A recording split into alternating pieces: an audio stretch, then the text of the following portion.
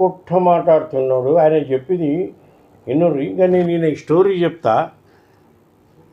ఏమనంట ప్రభుత్వం అన్ని విధాలా అండగా ఉంటామని బీఆర్ఎస్ వర్కింగ్ ప్రెసిడెంట్ కేటీఆర్ భరోసా ఇచ్చారు. అకాల వర్షాలతో ఇబ్బందులు పడుతున్న అన్నదాతలెవ్వరూ అధైర్యపడవద్దని ధైర్యం చెప్పారు. సర్కారు మెడలు వంచి రైతులకు న్యాయం జరిగేలా చూస్తామన్నారు. ఇప్పటికైనా అన్నదాతలకు ప్రభుత్వం న్యాయం చేయాలని కేటీఆర్ డిమాండ్ చేశారు.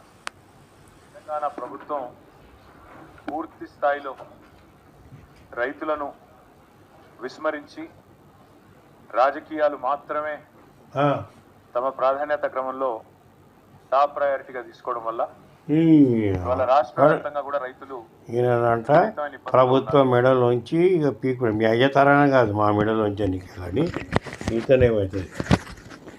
మస్తు మంది పోయిర్రు ఆయన బాబు. అయితే మిత్రులారా, కేటీఆర్ ఏమంటున్నాడు, అకాల వర్షం పడి అంట రైతులు బాధపడుతున్నారు. సరే, ఇది అందరికీ తెలుసు. దాని మీద ప్రభుత్వం దృష్టి పెట్టింది. అంతా డాటా తెప్పిస్తున్నారు. ఎక్కడెక్కడ ఏమేమి పోయింది అంతా తెప్పిస్తూనే ఉన్నారు.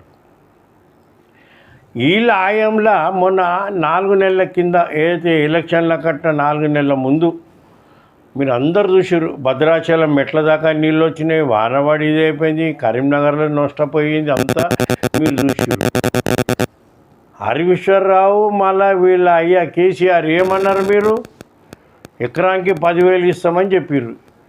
ఇచ్చిన 60 మీరు ఎకరానికి 10,000 ఇస్తున్నారు కదా, మీ మొక్కలకు అవి ఇచ్చిన గతే లేదు. ఒకటి. ఇక రెండోది, ఖమ్మంలో మిరపకాయ రైతులకు గిట్టుబాటు ధర వాళ్ళే. వాళ్ళందరూ ధర్నా చేసారు. ఇది మార్కెట్ యార్డ్లో ఖమ్మంలో బీఆర్ఎస్ ప్రభుత్వం ఉన్నప్పుడు పోలీసు వాళ్ళని పెట్టి మార్కెట్ యార్డ్కించి పోలీస్ స్టేషన్ దాకా వీళ్ళని రోడ్ల మీద అతకడి లేచి కొట్టుకుట్ట తీసుకుపోయిన సంఘటన మీ తాన ఉన్న మీ ప్రభుత్వంలో జరిగింది. మన రైతులని కొట్టుకుట్ట దొరకపోతే భయ్ ఎవడన్నా చెప్పురి. మార్కెట్ యార్డ్కని పోలీస్ స్టేషన్ దాకా కొట్టుకుట్ట పోయారు మీ ప్రభుత్వం ఉన్నప్పుడు. ఇక మూడోది ఏమంటున్నాడు, కామారెడ్డి, ఆదిలాబాద్, కరీంనగర్ అంట రైతులు రోడ్డు మీదకి ఎక్కిర్రంట. రోడ్డు మీదకి కొట్టుకుంటూ పోయిన సంఘటన మీది. పోలీసు వాళ్ళని పెట్టి రైతులను కొట్టించారు. ఇవాళ ఒగలు వాళ్ళకుతున్నావు ప్రభుత్వం పట్టించుకుంటే లేదని.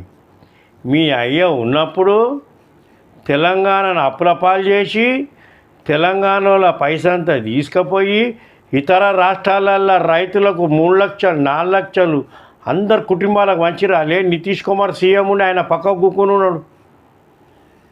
మమ్మల్నేమో ఈ రాష్ట్రంలో తెలంగాణలో అప్రపాలు చేస్తావు రైతులని, ఈడు పైసా తీసుకుపోయి పక్క రాష్ట్రాల వంచొస్తావు. నువ్వు బీఆర్ఎస్ పార్టీ పెట్టినవన్నీ పెద్దతనం చేయనీకి ఆడపోయి వంచొచ్చినావు. మళ్ళీ ఇవాళ ఏ పార్టీ ఉండి నిన్ను డెక్ తెరాడు కదా. రైతుల నోరు కొట్టినావు నువ్వు. ఇక్కడ రైతుల పైసా తీసుకుపోయి పక్క రాష్ట్రాలలో వంచొచ్చినావు. రాష్ట్రాన్ని అప్రపాలు నూకినావు, రైతులను అప్రపాలు చేసినావు. రైతులు ఆత్మహత్య చేసుకొని చచ్చిపోయారు. అలా 10,000 ఇస్తాను, అవి ఇయ్యలేదు. మీరు బట్టెవాజుగాను మమ్మల్ని అంటున్నావు అవి ఇయ్యాలను పబ్బం గడుపుతున్నామని. అరే 4 తారీఖు దాకా ఎలక్షన్ కోడ్ ఉన్నది. ఇప్పుడు ఎవడు ఏం చేయలేడు దీని గురించి. యాద పెట్టుకో. మాట్లాడుతున్నావు.